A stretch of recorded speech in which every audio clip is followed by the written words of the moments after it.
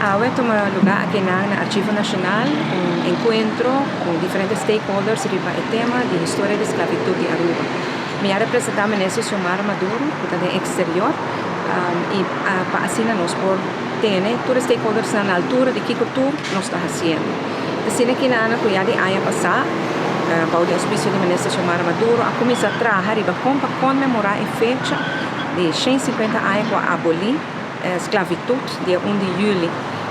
E riba aqui, certo momento na Holanda havia um desenvolvimento diferente, caminho que não ofereceu desculpa na dezembro ano passado. E depois esse ano se quer trabalhar junto com a Holanda. Holanda não está ligeira em sua contestação. Havia ainda a contestação adrenta e me por a mira com verdade, também põe fundo disponível para o professor Isel Martin. Sua organização por há fundo para trabalhar mais sobre o tema aqui. E para mim é muito importante para agradecer a stakeholder, para agradecer a comissão que está trabalhando junto conosco.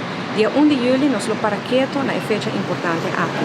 É importante para a inteira Aruba conhecer nossa história, mas principalmente para nós saber que impacto tem na nossa vida diária e que nós temos que fazer para o futuro, nós evitar que tenha esclavitud na uma ou outra forma a trover nos landes cabeça que na Aruba. Agradecer dia mais a comissão de trabalho assim, e desejar na hobby um êxito. Nós decidimos que aqui o qual nós vamos fazer para comemorar o dia 1 de julho e dentro de pouco nós vamos divulgar exatamente. O 1 de julho é um dia nós vamos para Quito para nos inculcar o valor de tolerância, de aceitação, de estimação e de união dentro do cidadão, na sociedade no qual ajuda nós para ir para adelante.